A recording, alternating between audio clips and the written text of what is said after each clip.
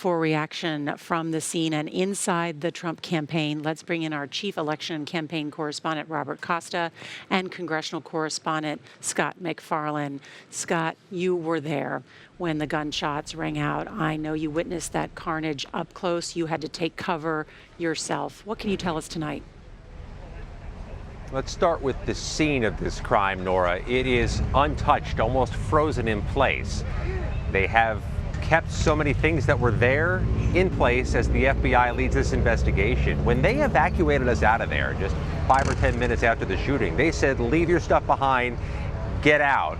So chairs, belongings, bags, even our TV equipment has been there for 24 hours. And the huge flag they erected over former President Trump's head for the speech is still there, hanging from cranes.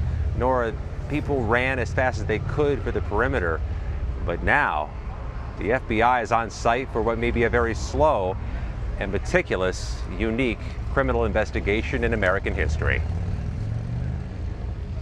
And Scott, what kind of evidence have they been able to gather today? Well, they're able to go through a site that was jammed with thousands of people yesterday, which gives them an opportunity to see the ground, see the spaces that were covered by the crowds yesterday. And I can tell you, when we were taking cover, things were flying.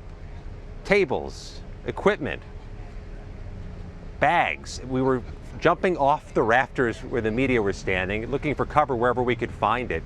People who were in the seats were trying to get below their chairs, but what's most striking, Nora, and what's most memorable, is so many people had nowhere to go. They were jammed in there like sardines, like a crowd at a rock concert, and they were uniquely vulnerable. I've talked to people tonight, Nora, who say that's what's sticking with them, hearing the screams, hearing the explosions, and having nowhere to go. Certainly the trauma of witnessing all of that. Scott, thank you. Want to bring in Robert Costa.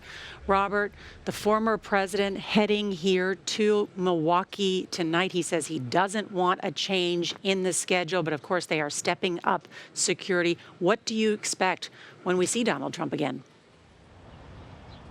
In the immediate aftermath of the shooting, the assassination attempt, I was texting with Donald Trump Jr., the president's son, and he said his father was telling people he was fine. And that was the refrain in the early hours after the assassination attempt, the former president saying he's fine. But in the past 24 hours, as it settled in, how seismic this moment was in Trump's life, for his family, for his friends, for his closest advisors.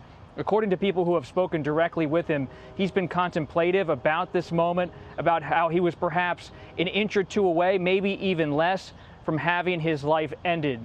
This is someone who is musing in groups in private, has his family and friends around him at this time as he moves from Bedminster, New Jersey to Milwaukee, Wisconsin for the Republican National Convention, talking to a lot of people on the phone, taking the calls, not being private and just with his family at this moment, really talking to friends and spending time with them as well.